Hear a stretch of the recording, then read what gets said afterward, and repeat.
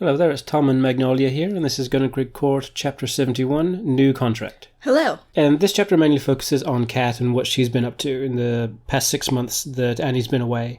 And straight away, though, we can see that after the events of the previous chapter, the two Annies are basically going to be getting along now. And we start to see a little bit about the new technology that Kat has developed. We saw briefly before when they were on the train. It's just a little interface that Kat uses for her computer. And we'll see instances of that as the chapter goes on. And we also see that Robot has been going through a few changes, and Kat has been developing the technology that she's been using for the bodies that she's making for the new robots. But this isn't quite like the technology she's using for the new bodies, right? It is largely. Everything that you see outwardly is the technology that she's been developing all this time, the stuff that she's been growing in her lab and that she used for Tony's new hand and that kind of thing. But she does explain that Robot still has his CPU inside his head, and she uses her little computer thing to show here. Just to show that in his core, Robot is still the same Robot. It's just the outward appearance is what's different. And the stuff that they'll be focusing on this chapter is that final step that Kat's work has taken in transferring these robots into what would essentially be a new creature. So yeah, as Robot has gone through a lot of iterations over the story, this is just another of those forms, and it's certainly not his final form. I like Juliet's casual look here too. Yeah, she seems a bit more put together than we last saw her when she was kind of freaking out about Arthur and stuff, and we see that because they're basically one step away from, I guess essentially in her mind, rescuing Arthur from the prison that he is in right now. She's pretty happy about things, and she's really happy that she's come to this point where she's going to get Arthur back, and that's why she's all excited. We also see the old sheriff robots are still knocking around, but they're keeping out of the way explicitly because of Kat's orders. And she gets into talking a little bit about her computer, and he notices that all her equipment is gone, and this workshop of Kat's that's always been full of equipment and everything is pretty much just empty now. And Kat explains that she is, as she puts it, consolidated it all into her computer, which basically just means that since she made that big step of being able to transfer matter physically, a lot of the physical stuff that the equipment would allow her to do doesn't actually need to be anywhere near her now. So she's able to basically store that stuff away and still get the mechanics of her manufacturing and the physical side of like the stuff that she would do in her workshop still functions somewhere just away from where she currently is, and she's able to remotely control that. And she's shifted a lot of the hands-on aspect of, let's say, stuff that she was creating or that she's making or manufacturing to kind of an automated process that is just off-screen really and happening somewhere else. But it is a physical place that they are. It's not like they've been digitized or something. No, that's right, yeah. And the old golem robots have been put away in storage too. And instead, Robot and Shadow and Juliet actually are using this space as basically their hideout, their little home here. And just as they're getting ready to complete the task with Arthur, the Scooby Gang has their little task to deal with, which is they need to try and find the goosebone in the lake water. And so since they already have an artifact from Coyote and this tooth here, Kat figures she can scan it to see if there's a way of tracing the essence of it, like she did with the arrow back when they were helping Jean. And this is just a little instance where Kat puts her automated manufacturing system into use here. She's able to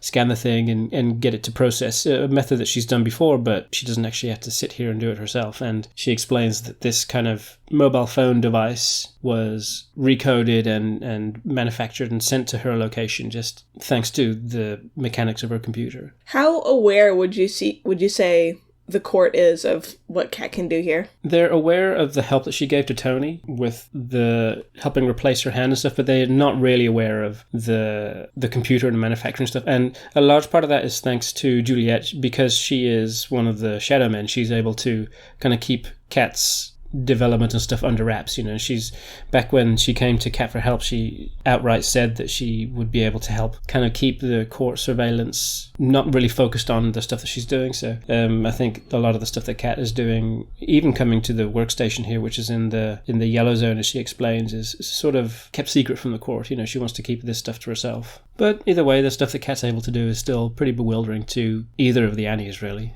But once Juliet's ready, they go to wake up Arthur, as Juliet puts it. And really, at this stage, it is just a matter of just flicking a few switches and turning the machine on, and they're ready to just take care of the last steps here. So Arthur this whole time has basically not been aware, or has he been... No, he's pretty much just been unconscious since all the stuff happened with Luke and since the barrier came online. And I guess just a word about the technology and stuff going here. The mind transference technology is based on the designs that Juliet and Arthur were working on since before they came and talked to Kat. But like Juliet says here, none of this would have been possible if it wasn't for the technology that Kat has been able to realize. So you've probably had in mind for a long time that Kat would have the special computer with the floating screens and everything, and this is the first time we've really seen it in full use. Was it fun to draw all that, and did you have the images in mind for a long time, or did you kind of come up with it on the fly? Well, I guess I should talk about Kat's floaty panel computer things here. And in the past few years, I guess ever since Minority Report, it's become sort of a cliche to have kind of vague floating holographic kind of panels in front of actors and waving their hands around and, touching at things and kind of obscuring what's actually going on with fancy graphics and such. And I can understand why that has come about, because it's a way of focusing the camera on the actor's face rather than showing the back of their head while they're looking at a computer screen, that kind of thing. And it's sort of a cheap and easy visual effect for movies to do. And while I guess Kat's little computer panels here would fall in that category, what I was thinking more of specifically was actually the little computer panels that a character called Washu uses in Tenchi Muyo. And again, the way that they're used in Tenchi Muyo is still the archetypical vague holographic floating computer panels, but they're done in a much more subtle way, in a way really that you don't even really see what it is that she's working on. It's just a very kind of utilitarian method of being able to input stuff into a computer and get a visual readout with the least possible amount of, I guess, flair and interaction, really. So I guess the way that it was done in that show, I think, was kind of nice and understated, and so that's how I wanted Kat's interaction with her computer to be. And this isn't the final version of what her computer is going to take. That's going to change and evolve as the story continues too. So it's just a little fancy thing that Kat can do, but it's never really supposed to be too much of a focus. But anyway, aside from all that, they come to the point where they switch on the machine to activate Arthur, and then the whole environment goes kind of screwy. Is this guy based on something real, or I guess from mythology? Well, this happy guy here is not actually based on any existing mythology, but he is an amalgam of a lot of sort of types and iconography from a mixture of mythologies and cultures. And what I was going for here was that he is some sort of very long forgotten cultural figure that is just passed out of human mind and memory and mythology and stuff, to the point where even when he is talking, there's just no way of interpreting what he's saying, which is why this little guy comes along and explains that he has to basically interpret, and that's what this guy is. He's just an interpreter. And so for this sculpture carving creature up here, Saslamel, I guess is his name, he is just supposed to be indicative of like a very behind the scene bureaucratic system that just runs in the background and is part of how the world works, but is never really interacted with or thought about.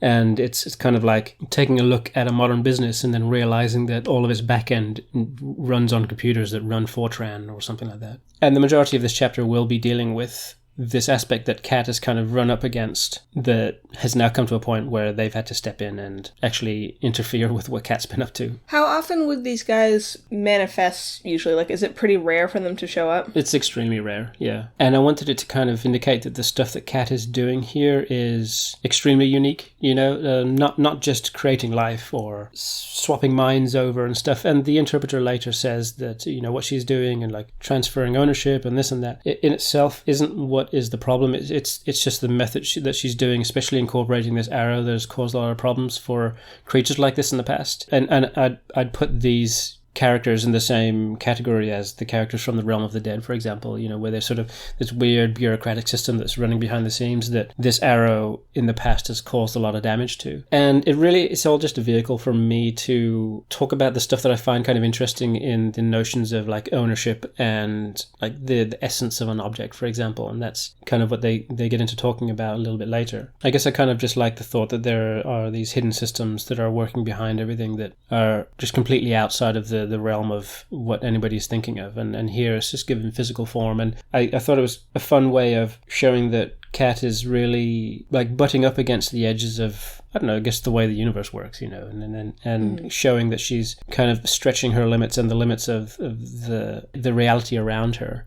But would you say she doesn't quite get that at this point? She still seems very casual about it? Yeah, sure. She's pretty casual about it, because I guess the way she's looking at all this is that from a very analytical, like engineer's point of view, where she's taken the necessary steps to get to this point, so all the steps up to here make sense to her. And so she's thinking, well, I've taken all the appropriate steps, and what I'm doing does work, and so there's no reason why it shouldn't work. And then, you know, these strange, weird creatures come along and say, hang on, what you're doing here is a little bit beyond your pay grade, but that's not really something that's entered Kat's mind. You know, she's been developing stuff, and in her mind, if it's something that she's able to develop and work on, then she sees no reason to continue with.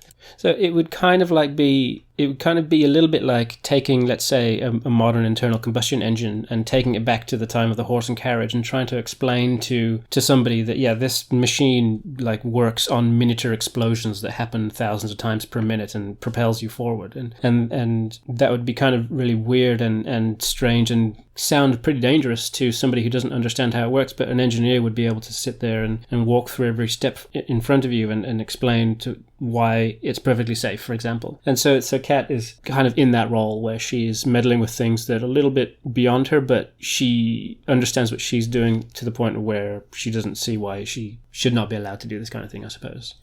But the Sassanel and the Interpreter, they don't really come across as malicious characters to me. No, and I didn't want them to be malicious in any way. I wanted them to be, I guess, purely objective, which is why they're very casual. I guess the Interpreter, why the Interpreter is very casual about things like, no, what you're doing is wrong, so I guess we're just going to have to put you in jail. You know, like it's not even like a value judgment of what Kat is doing. It's just, you've done something wrong, and the procedure of you doing something wrong is that we have to destroy you now. You know, yeah. So they're not malicious in any way. I guess Sassanel might look a little bit intimidating, but that's just because that's kind of how I designed him to be this big weird thing. I think he's kind of cute because he's just sitting there trying to communicate and he can't do anything. It's sort of adorable. No, I like drawing him, and I like these kind of inverted incisor teeth that you see, like the big fangs and stuff. And that's one of the design elements from a lot of like Korean or Far Eastern like monstrous figures that I kind of like, that I wanted to put into this.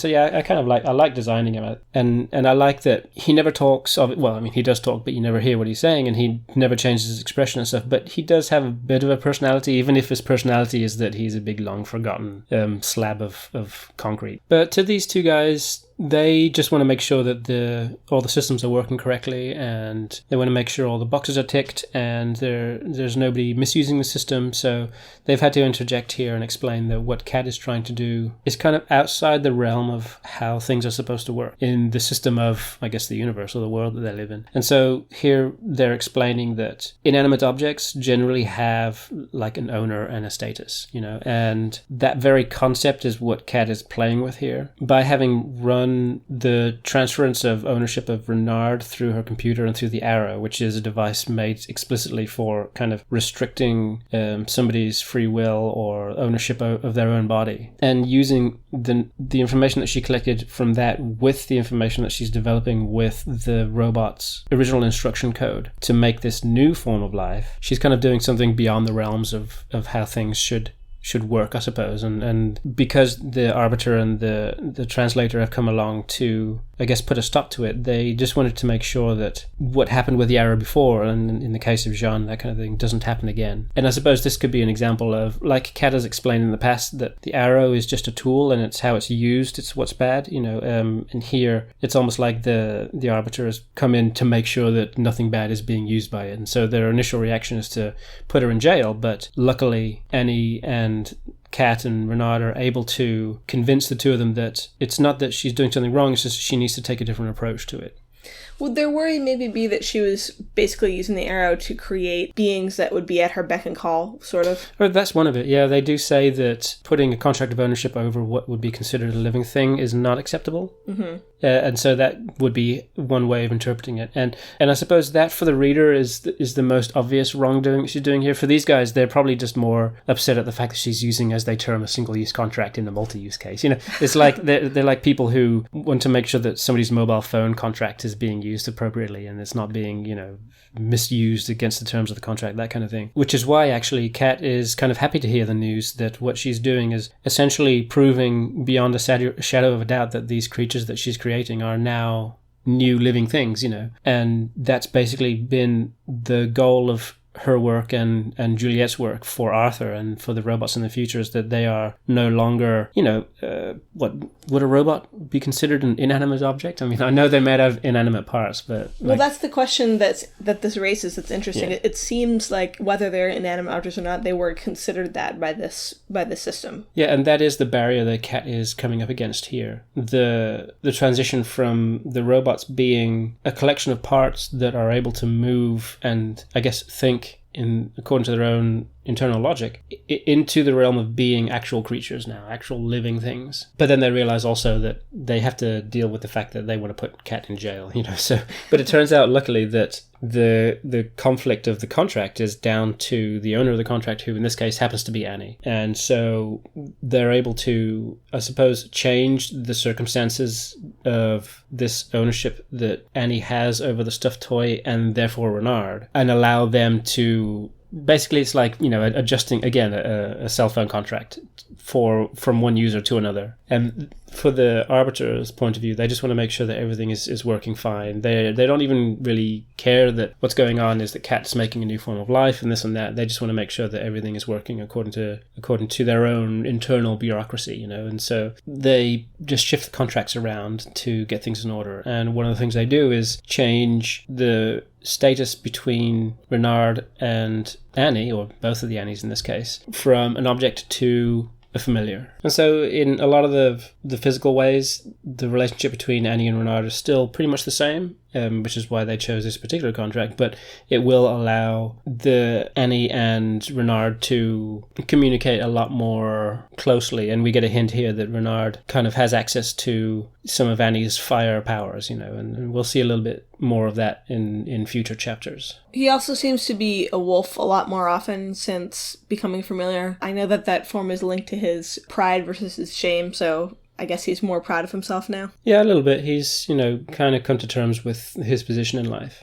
Well, it's nice also that here he's chosen to be by Annie's side rather than forced, so even though he's accepted that in the past, it's nice that he's made it official on his own terms. Yeah, he's, Annie's make it clear that he's able to leave if he wants to, and of course he decides not to.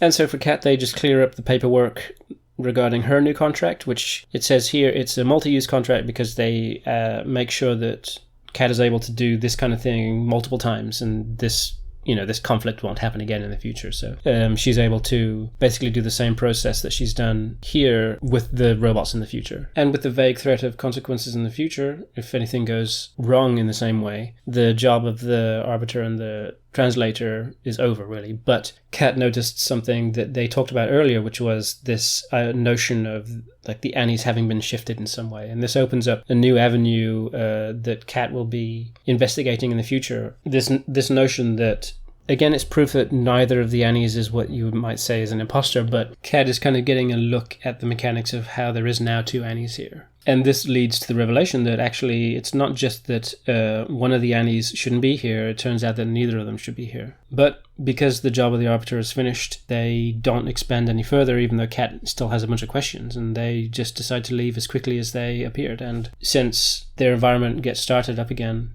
the last thing they were doing was waking up Arthur, and that's what happens here. He wakes up, and Julia gets to see Arthur again, and the culmination of the work that she and Kat have been doing over the past few months. Do you want to talk a bit about Arthur's design? A large part of the physical aspect of Arthur would have been down to the designs that Kat and Juliet and Arthur himself would have been working on, and we saw a small scene where Tony and Arthur and Juliet and stuff were kind of talking about his design, and stuff. So they had some stuff in mind with what he might look like in the future. But what I wanted to indicate with the body here is it is still very clearly an artificial body, and it's kind of close to the body that Robot has, but has a lot more of the final steps that it would take to go from looking like, I guess, an animated mannequin to what would be considered a living creature's body. So he still has some of the seams and stuff on the body from the manufacturing process.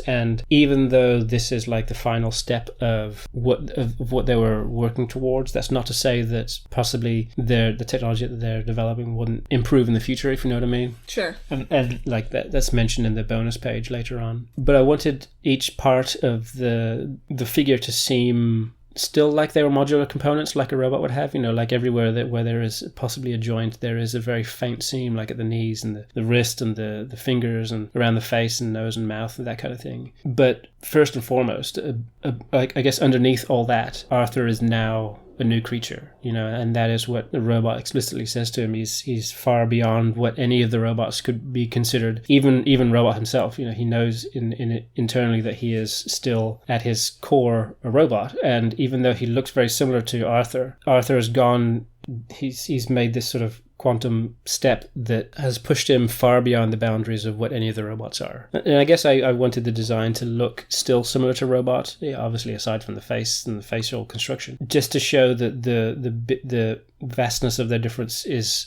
all internal, not outward. Well, he looks pretty handsome too. Well, yeah, there's no reason why, if you were going to design a boyfriend, you wouldn't make him handsome. And I guess Arthur would have wanted to be handsome too. So, and I guess artistically there is, as always, lots of room for improvement, but I hope I got the point across.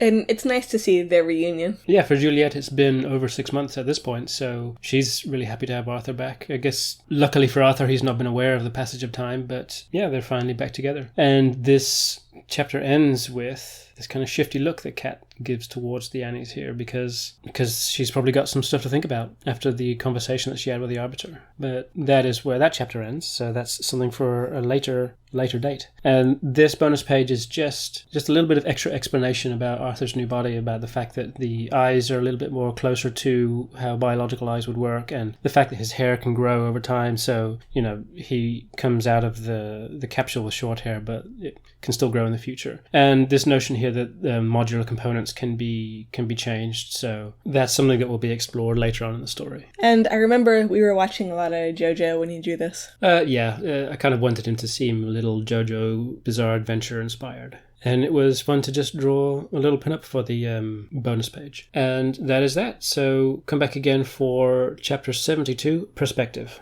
Bye!